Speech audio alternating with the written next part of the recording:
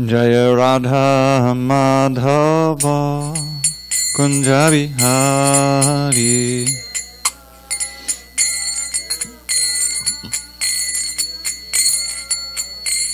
Jaya Radha Madhava Kunja Bihari.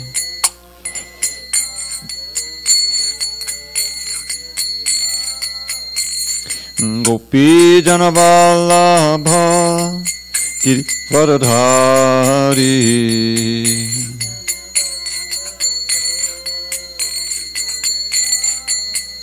Jai Gopi Jana Vallabha Girivardhari.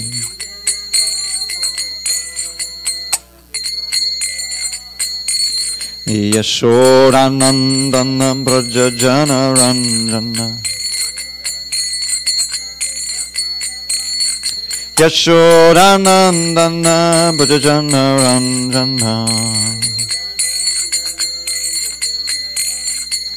Yamuna Tira Vanachari. Yamuna Tira Vanachari.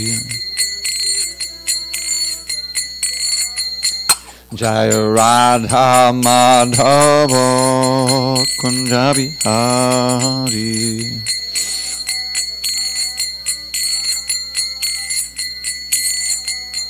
Jaya Radha Madhava Kunja Bihari.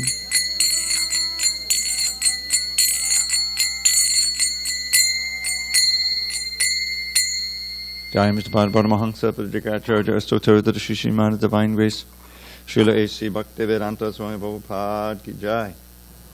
ISKCON BBT Founder Acharya Srila Prabhupada Ki Jai. Jai Om Vishnupad Paramahansa Pradikacharya Astottara Shishimana Divine Grace Srila Bhakti Siddhanta Saraswati Thakur Ki Jai. Ananta Koti Vaishnavina Ki Jai. Namacharya Srila Haridas Thakur Ki Jai. Srimad Bhagavad Gita Ki Jai, Samaveda Bhaktivinoda Ki Jai. All glories to the assembled devotees. All glories to the assembled devotees. All glories to the assembled devotees. All glory to Shri Guru and Gauranga. So time out while I wrap myself in this chadar. This is one of my best possessions. I got this maybe 40 years ago, 1975. It's made out of jute, and it's light. It's got the Hare Krishna mantra all over it, and it's very warm. Yeah, it's most. Doesn't look like it would be warm, but it is. It's warm. And it's magic. Now I feel better. Okay. So where are we? I think we're on text 9, right? Yeah, page 146.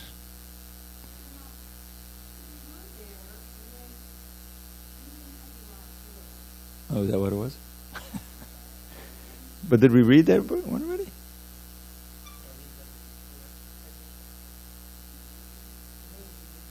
I don't know, I mean, I came at the very last minute. Well, it's either 9 or 10, because that's where the marker was. Oh, but no, but with the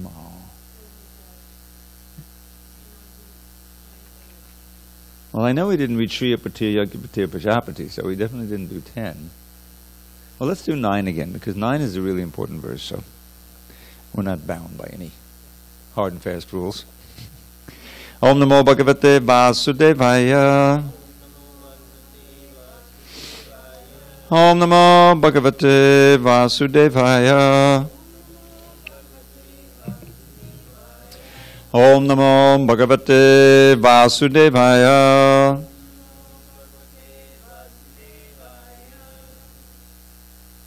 On this 11th day of February, 2019 in SanDiego, the auspicious appearance day of Sri Advaita Acharya, we are reading from Srimad Bhagavad Gita as it is, translation and commentary by His Divine Grace, A.C. Bhaktivedanta Swami Prabhupada. We are in chapter 3 entitled Karma Yoga, text number 9, page 146. Yagyarthat karmano nyatra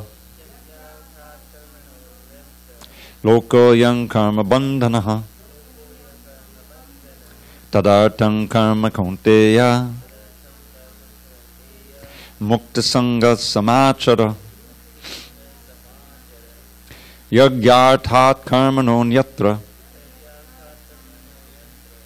lokoyam karma bandhanaha tadartham karma kaunteya mukta sangha samachara. Yagyarthat karmano nyatra lokoyam karma bandhanaha tadartham karma kaunteya mukta sangha samachara. Go ahead, Rajesh.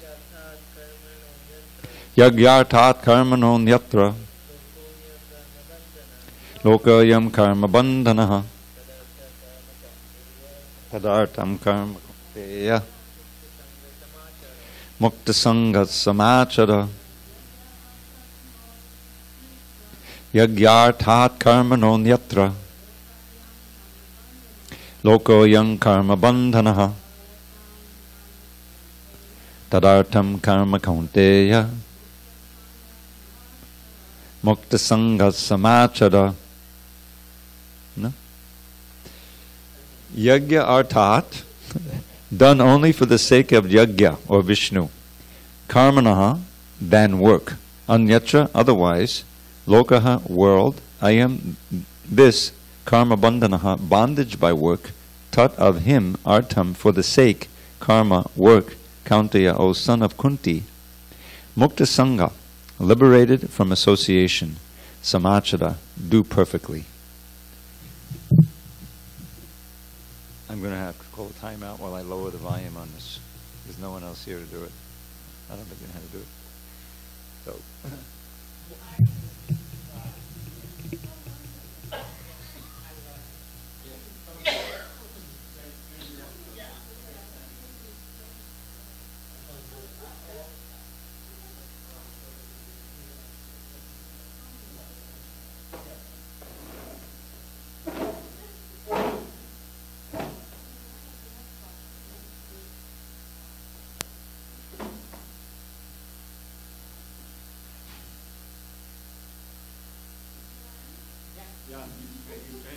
He's trained up now.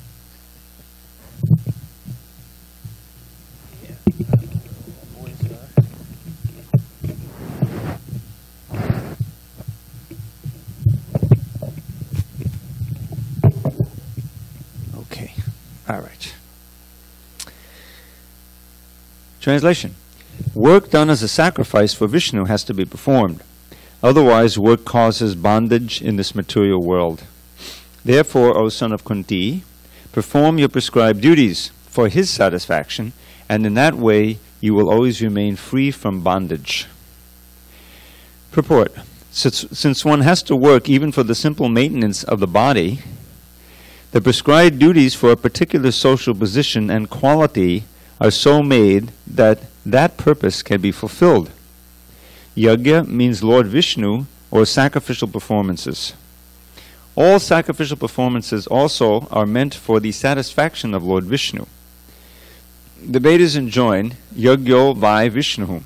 In other words, the same purpose is served whether one performs prescribed yajnas or directly serves Lord Vishnu. Krishna consciousness is therefore performance of yajna as it is prescribed in this verse. The Varnashram institution also aims at satisfying Lord Vishnu. Varnashrama chadapata purushena parakpuman Vishnu aradyate. Vishnu Purana 388. Therefore, one has to work for the satisfaction of Vishnu. Any other work done in this material world will be a cause of bondage. For both good and evil work have their reactions, and any reaction binds the performer. Therefore, one has to work in Krishna consciousness to satisfy Krishna or Vishnu. And while performing such activities, one is in a liberated stage. This is the great art of doing work, and in the beginning this process requires very expert guidance. One should therefore act very diligently under the expert guidance of a devotee of Lord Krishna, or under the direct instruction of Lord Krishna himself, under whom Arjuna had the opportunity to work. Nothing should be performed for sense gratification, but everything should be done for the satisfaction of Krishna. This practice will not only save one from the reaction of work, but also gradually elevate one to transcendental loving service of the Lord, which alone can raise one to the kingdom of God. Om Jnana Timarandasya Jnanandjana Shalakaya Chakshu Unmilitam Mena Tasmai Shri Gurave Namaha. I was born in the darkness of ignorance, but my spiritual master Srila Prabhupada opened my eyes with the torchlight of knowledge. I offer my humble obeisance unto him and all members of Sri Parampara. Okay, hang out here.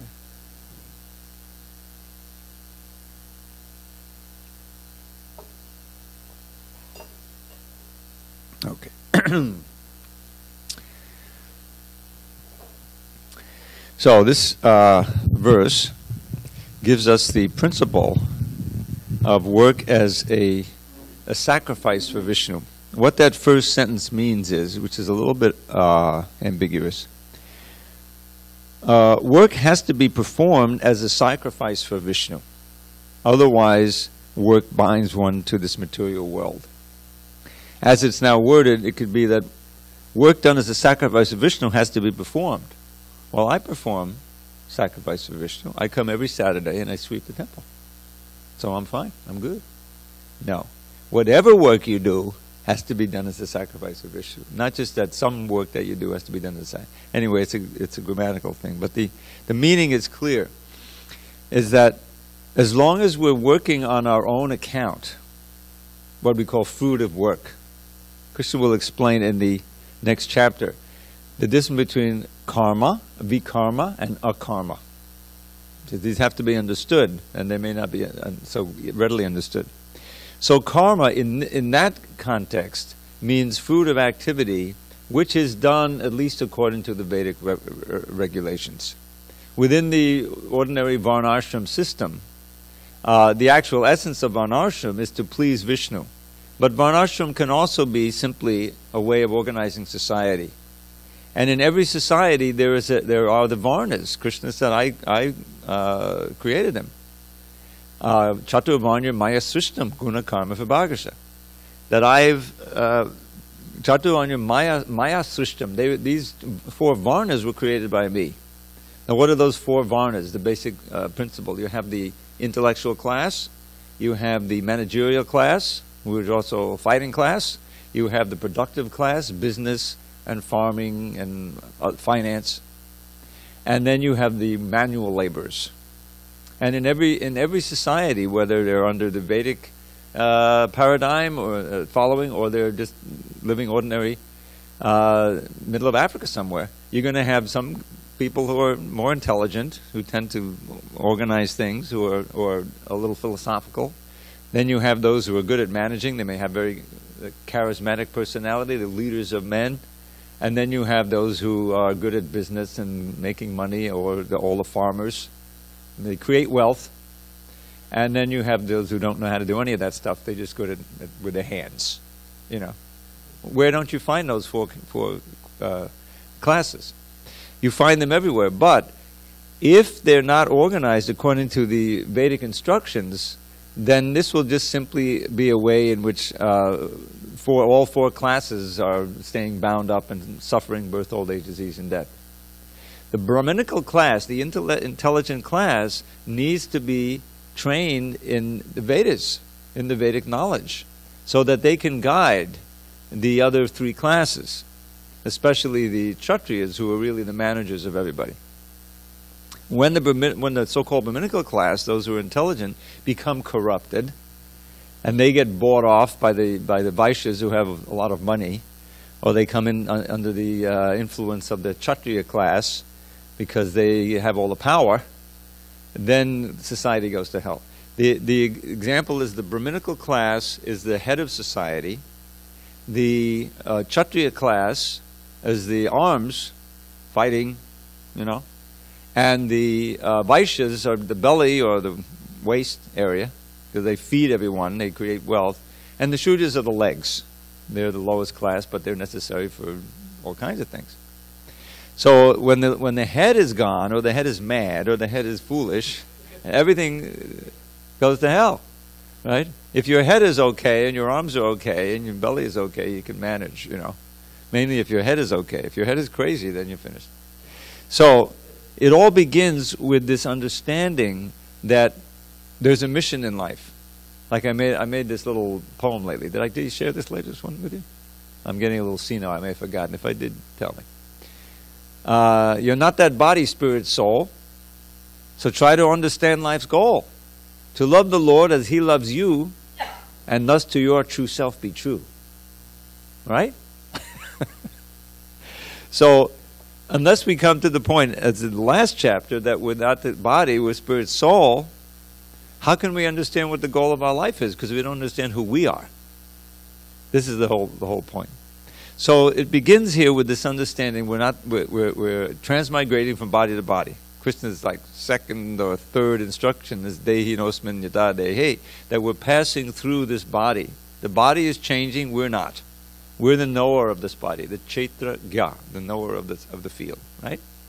So all of this, we're going through the different ages. We can all remember when we were 5, 10, 15, 20, 25, 30. All those, there are memories. Some of them are gone forever, but we can remember the highlights, right? We know we were there, and we can remember the different bodies and different. So what's the same? What has changed? What's the same? The body has changed. The mind has changed. Our desires have changed. All of that has changed, but we're the same person. Don't you feel like you're the same person that you were when you were 10, 12, 15, 20? Of course you were. So what's the same? The knower. The knower of all these things. Not the mind. You also know the mind. You are the knower of the mind, the body, the intelligence, all of these different things. So we're trapped. We're bound by our identification with the gross and subtle body. The example is given that the body is, this twofold body is like like we're all wrapped up. Now it's cold, right? So you got a coat and a shirt. You have a sweater and something. You have a shirt, and I have this wrapper, but I also have, right, the shirt. So the outer clothes are the gross body, what you see in the mirror. The inner clothes, we have to layer it when it gets really cold. That's the subtle body. But within both of those coverings is the real body. That's who you are. So similarly, we have this body that we see in the mirror, but we also have the more important subtle body. Do you need a chair? We can get you a chair. You all right? So that understanding that mission of life, which is to break out of the restrictions of this gross and subtle body, which is keeping us bound here and preventing us from experiencing our true Satchidananda existence. Eternal, full of bliss, full of knowledge. So with that as a goal, now we have to see how to achieve it. How are we bound? We're bound by our previous activities. It's a very complicated, subtle affair.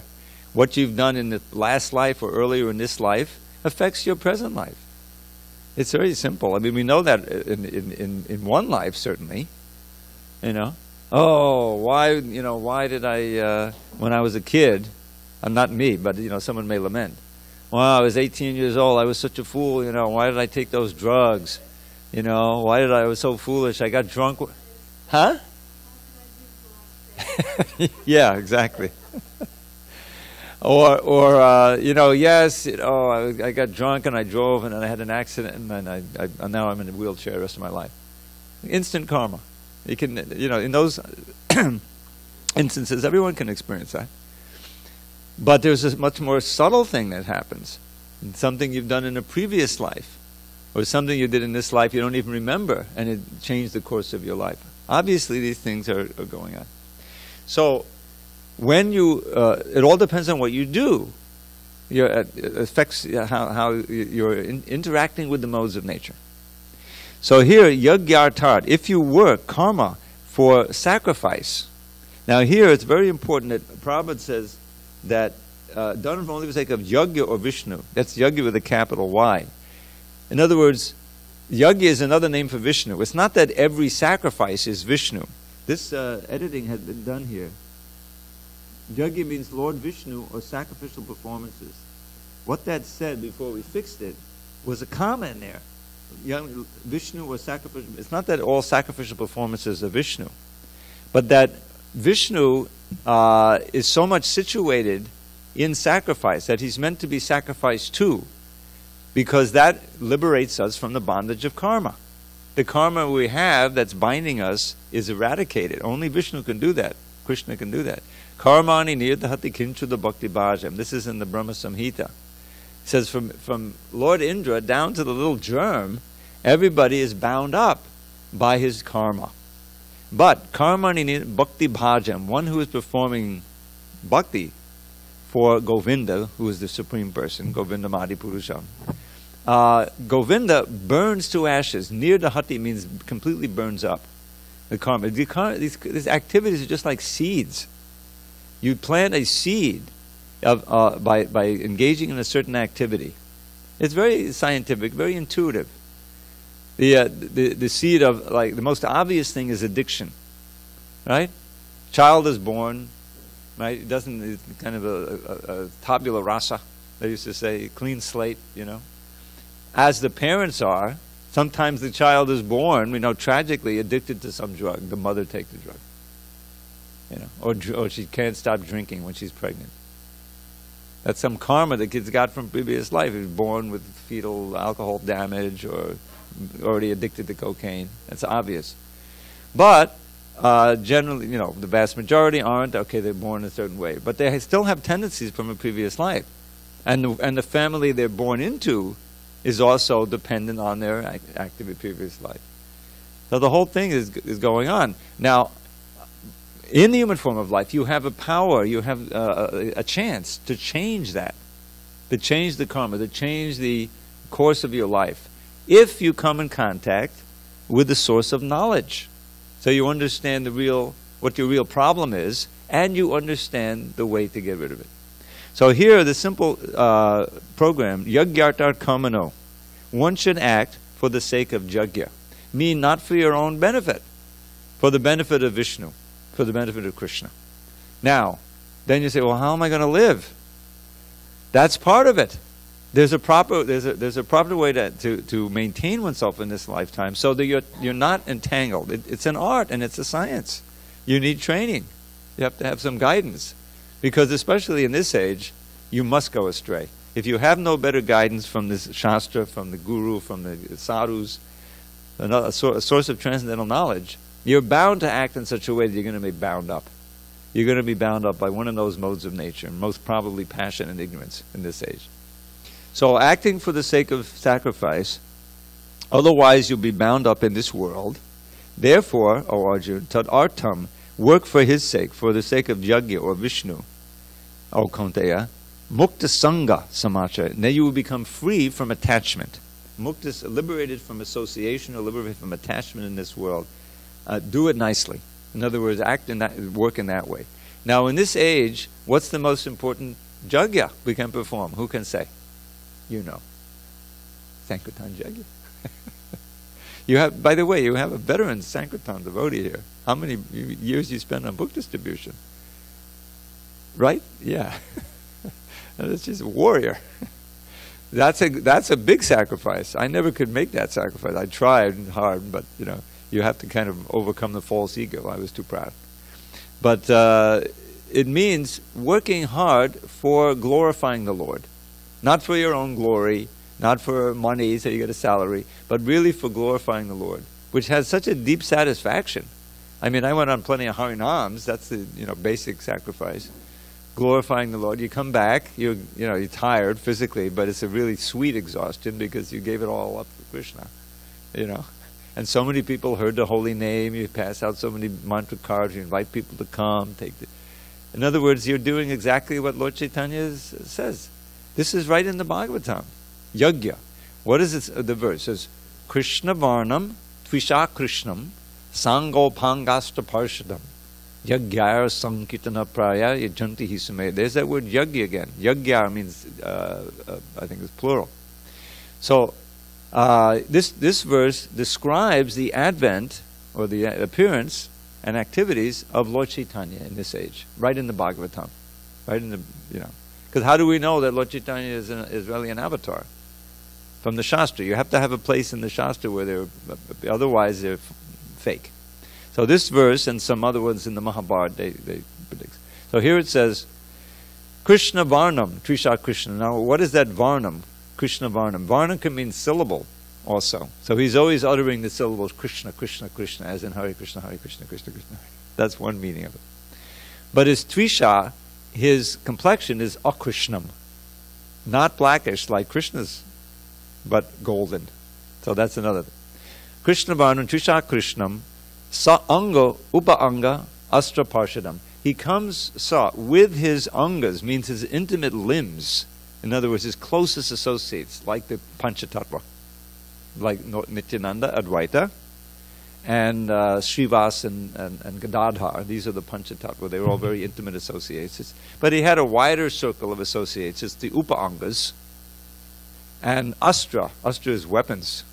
Where's Lord Chaitanya's weapons?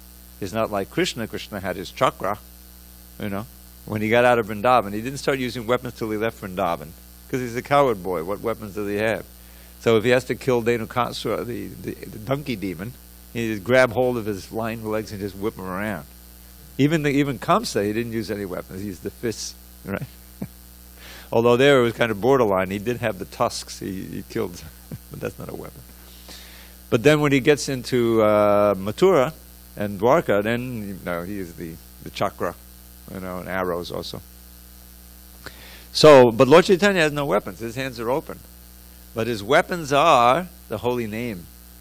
Because in this age, everyone is demonic.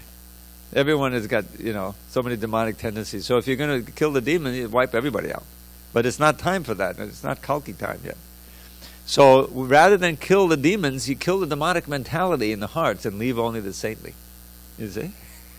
So by the holy names, you can actually annihilate the demonic tendencies in the heart. And it's also said that his beauty was a weapon. Disarmingly beautiful. Disarming. He would attract others. So then it says, Yagya Sankatana Praya. Praya means for the most part. Not only, like we have deity worship here, which is not exactly Sankirtan, but for the most part, Yagya, those who are intelligent, Sumedasa, really intelligent, they will worship this avatar by the process of Sankirtan, congregational chanting of the holy name. Sankirtana Praya. Praya means for the most part. Yajantihi Sumedasa.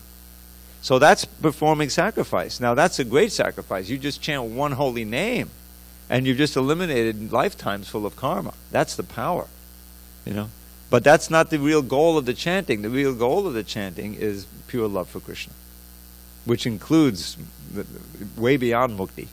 Mukti is a byproduct, you see. But back to our verse here.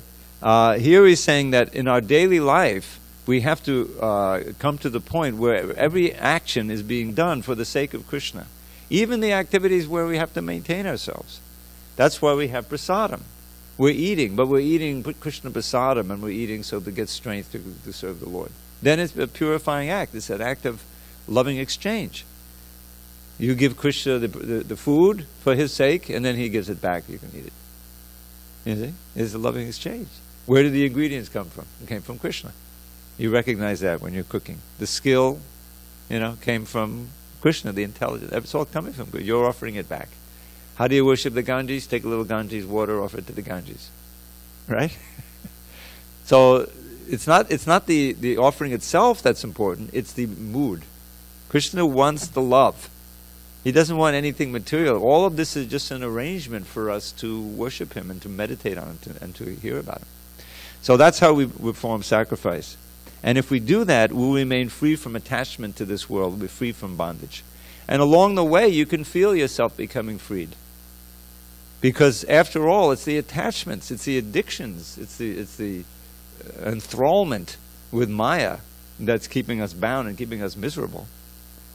As you can read, I was reading yesterday's wonderful book by one of Prabhupada's godbrothers. You remember O.B.L. Kapoor?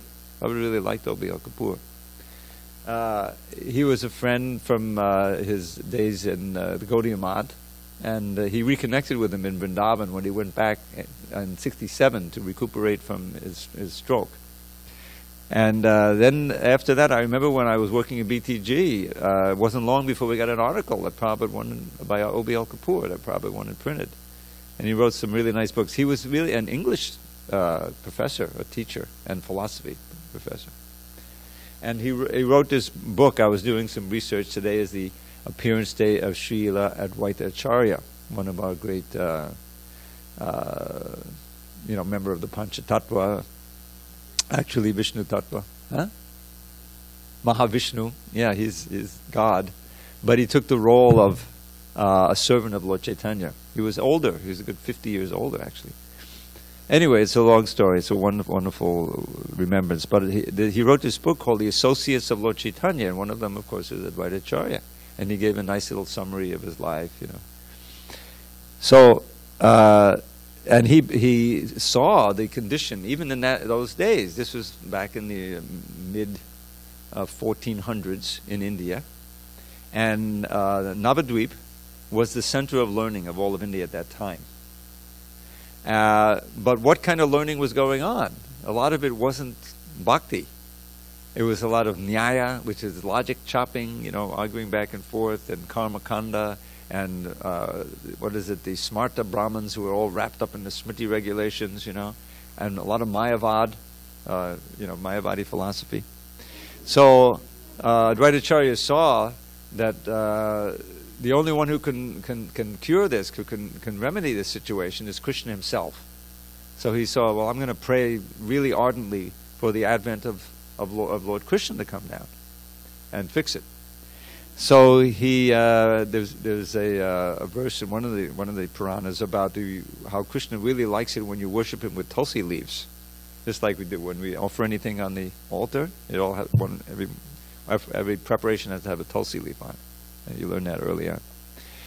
So he's right by the Ganges in Bengal, and he had this Salagram Shila, and he was worshipping the Salagram Shila with tulsi and Ganges water, and worshipping the Ganges with Ganges water, and meanwhile praying for Lord Krishna to come. One of his names is Hunkar, which means shouting very loudly, from the bottom of his heart. So it is said that and if you look at the Shastra, you'll see that Krishna comes when his devotees are especially in trouble. As he says in the Gita, Paratanaya sadhunam vinashaya chadushkratam dharma sangsapanartaya sambhavami yuge yuge. In the next chapter, that I come whenever there's a lot of discrepancy in dharma siglani, and I come to protect the devotees, annihilate the miscreants, and reestablish dharma. So, and he especially comes when his devotees are ardently praying for him. If you see over the course of the Bhagavatam, when the different avatars come, he's especially needed. So Lord Chaitanya came, and Advaita Acharya eventually realized that he had come, became very ecstatic, and had some beautiful pastimes with Lord Chaitanya. I won't get into details. But the main point was they were performing this yajna. It wasn't easy at first because the Muslims were ruling, and it wasn't just the Muslims, but all of the Hindus who were disturbed that suddenly everybody's chanting Hare Krishna, even the Mlechas and the Yavas and the Chandals, and that's not good, You chant silently. Where does it say you should chant out loudly? We're losing our sleep, They were complaining to the Muslim rulers. And so the Muslim rulers came and they suppressed the kirtan, they broke the drum in Navadvip. And so this is really an ecstatic chapter. It's described beautifully in a book called the Chaitanya Bhagavad, which is it's the primary, in terms of chronology, first biography of Lord Chaitanya written by Vrindavan Das Thakur, who was a near contemporary of Lord Chaitanya. Anyway, so Lord Chaitanya said, they're trying to repress the kirtan. Tonight, everybody come out. Bring a torch with you, And there were literally hundreds of thousands of bhaktas who came out, men, women, and children. Up until that time, he had been singing and dancing with a few intimates in Srivasa's house. And they kept the doors locked and the windows closed, so no non-devotees could see, about it.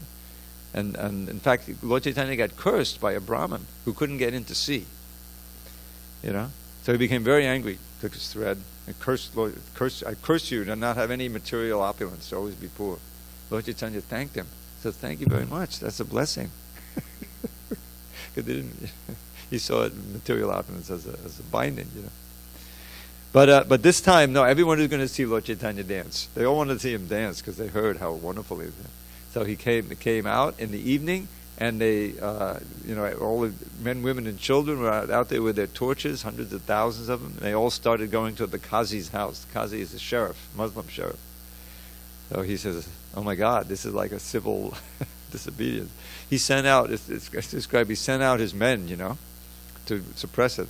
But they saw thousands of people, and suddenly, how can we control them? You can't control them by force. You have to control them by fear. But there was nobody was afraid. The men, women, and children were all dancing in ecstasy. They couldn't be, frightened. So it describes how the Muslims, they were trying to hide their beards so that they wouldn't be seen, because they saw these masses of hundreds of thousands of people with the torches. Anyway, they all started for the Qazi's house. The Qazi was trembling in his home and said, what's going to happen? So described in two different ways. One is in the Chaitanya Charitamrita, but in the Chaitanya Bhagavad, they actually practically wrecked his house until Lord Chaitanya told him to stop. And then in the CC, it describes the conversation he had with the Qazi. That they had a little debate, and the Lord Chaitanya, why do you kill your mother and father? The cow is your mother and the bull is your father. They're getting grains, and the Muslims are known for meat eating. And Qazi said, right, but in the Vedas it also, he was learned, in the Vedas it also says you can there's a sacrifice of a cow. But it's an old cow, and it's given a new life and all this stuff. And it's prohibited in this age of Kali. So in this age of Kali, there's no cow slaughter. Anyway, in the end, the Qazi promised, he revealed, this is really nice, he revealed how when he ordered the Mridanga drum broken, and the kirtan suppressed, that night he had a dream. You remember that? He had a dream.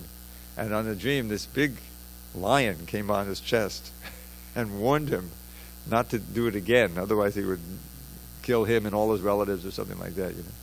And so he opened his kurta, and he had the marks of the claws on his chest. So he was kind of freaked out already. So Lord just says, okay, look, we'll leave you alone, but you have to promise never to suppress the Sankirtan. And then when you go, the first time you go to India, you go to Mayapur, everyone learns. We used to do Harinam downtown Navadvip, and that to this very day, they always permit kirtan to go on. So anyway, this yajna, this Sankirtan yajna, is what we need to do this in this age, because not only does it get rid of your karma, but it actually produces love of God. That's why Lord Chaitanya is the most munificent. Namo Mahabodhanyaya, Krishna Prema Padayate, Krishnaya Krishna Chaitanya Namani Gaura Chaitanya. This is Rupa Goswami's famous verse. I offer obeisances to the most munificent, Mahabodhanyaya. Dana is charity. Vadanyaya means munificent, one who is always giving. Most munificent because he's giving out Krishna Prema, the most valuable jewel in existence. Krishna Prema Padayate, Krishnaya, to Krishna himself, who is known by the name of Krishna Chaitanya, and who's of this golden complexion. So that's what this is all about. Now, of course, he's talking about Varnashram here.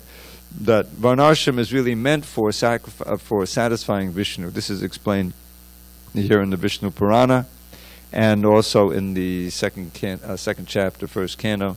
Atak Pumbud Vidya Shrestha Varnashram Vibhagashat Swanustitasya Dharmasya Sangsiddhir Haritoshanam. The perfection of activity in Varna and Ashram is to satisfy Vishnu, or satisfy Krishna. So that's what this movement is all about. Okay, any questions on this text 9? Very important text. And yes, please. Yeah. They don't. That's the whole point. They're outcast. Outcast has two spellings. One is without the E, which means you're cast out of society, and the other is with the E, means you're out of the castes. You're not a member. You're so fallen that you're not even a member of the Shudras. If you read the Srimad Bhagavatam, it describes carefully what each caste is. And the Shudras, they also have responsibilities. They have to serve the other three classes, and they are meant to be provided for, carefully. But they have to be satisfied with their position. And really, it only works. It only works when Vishnu is in the middle, and the Shudras can have plenty of Sankirtan. In other words, Sankirtan is beyond the caste system. If you have a whole bunch of devotees, here it's rare that we have a whole bunch of devotees in the temple anymore. But if you go to a big festival, or you go to Mayapur, you have thousands of devotees, and they're from all kinds of social backgrounds. You have the Chinese and the Russians and everybody there. But nobody asks who anybody is. You've got the sannyasis dancing with the 14-year-old guys or whatever. It's not. It's beyond varnashram. So, but then when it comes time you have to do work to support and do your thing. You do your duty, but everybody's satisfied because they're Krishna conscious. The Krishna consciousness does it. So that's why, right in the beginning of the Bhagavatam, second chapter, this verse is there. Atak pumud vidashesa varnashram vibhagasya. The varnashram, not only the varnas but the ashrams too. The ashrams are the spiritual orders. The brahmachari, grihastha, vanaprastha, sannyasi. They're also meant to perform this sacrifice all together, and everybody becomes completely satisfied. And nobody's lording it over, and the ideal of the sannyasi is the most renounced materially. You see, in this so-called culture, it's predicted right in the Bhagavatam in the 12th canto. As the Kali Yuga progresses, if you have money, then you get respect, then you get justice. You could, so-called justice, you can buy it, and everything becomes corrupted by money. So because nobody's feeling, nobody's getting that higher taste. And so they're looking to accumulate wealth and all of this. What do they used to call it? Not promiscuous consumption, but exaggerated consumption. So, but the varna and the ashrams are perfectly harmonious when Krishna's in the center and everybody is Krishna conscious. That's how this movement goes on. And if there's intense Krishna consciousness going on, then everybody is happy. You're happy when the deities are so beautifully dressed, and there's a beautiful kirtan, and nice prasadam, and every so often you go to the pilgrimage, and you forget about certainly this clothes and everything makes you forget about the ordinary business of am I looking okay? Am I making it? You ever be in that mood? Who cares? Shave your head. Much easier. Save a lot of money. Go ahead. No.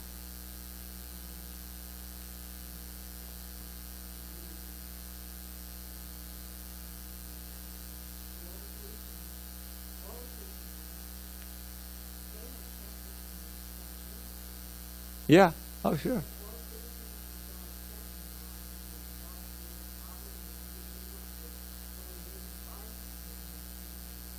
Right.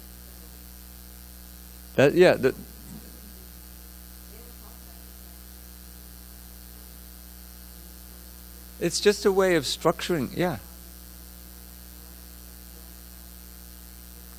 The point is that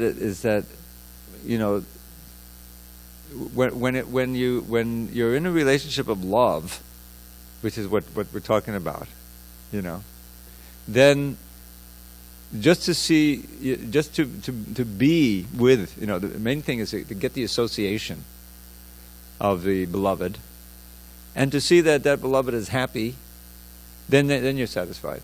We have a I thought it is, son, and if I'm off base, you can tell me, because you know that. Imagine yourself as a little child. Now, I remember my child. I was fortunate enough to have a situation where my parents there wasn't even a hint of anything that they had now, like divorce or anything or fighting like that. You know, they were happy together and loving. And I remember how, you know, to see them together and just being happy together, that was enough for me when I was like 5, 6, 7. You know, to just And I can imagine, you know, later on when I think one of my friends, the parents broke up. I mean, that's where it was in the 50s and 60s. It was very rare. Nowadays, it's a regular thing, you know. But in other words, to see people who you love happy in loving each other, that's what the essence of, you know, this is the reflection, of course, in the material world. Just like the Prabhupada said, the love of a mother for his child is the closest thing we have to completely selfless love, which is what love of Krishna is. Seeing the other happy and healthy and nicely cared for, that's all you need. That's your main concern. And so, but of course in the material world, it doesn't last forever. You grow up, you grow apart, you know, things get attenuated, you know, and it's just a reflection. But think of it now in the spiritual world. You love Krishna, and he loves Radharani, and he, you know, loves all his coward boys, you know. Well, if you can just glorify that, meditate on that wonderful relationship, and somehow contribute to it, then that's the fulfillment of your life. That's all you want, life after life. Now, it's kind of inconceivable in our present condition because you need so many other things for yourself. But everything else is provided for. When you really understand fully that we're part and parcel of Krishna, because we always emphasize the difference. You know, this is Achincha Beta, Abeta Tattva. Beta means difference, Abeta means the same. So simultaneously, we are one with Krishna and different from Krishna. Everything is. But especially ourselves, as spirit souls, right? So, the old analogy, which always holds true, we have so many parts of the body, right, which function. You don't think about it twice. You want to walk somewhere, you walk until it doesn't work, right? Now that particular foot is not in its constitutional position. It's giving you pain. Similarly, my arm isn't what it used to be.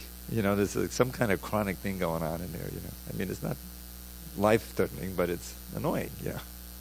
But I can imagine, you know, it gives you a hint of mortality and how, one day the arm won't work, you know, one day the brain won't work, you know. So the hand, say, remains happy as long as it's doing its function and helping to put food in the stomach and everything. Then the hand is also nourished. Everything is fine, right? So similarly, we are a part and parcel of Krishna, and our happiness lies in the happiness of Krishna. And it's our happiness. We're participating in it because we're conscious of it. And Krishna is reciprocating from within our hearts, making us happy and pleased. You know? And it's completely different than material happiness, which is always a beginning and an end.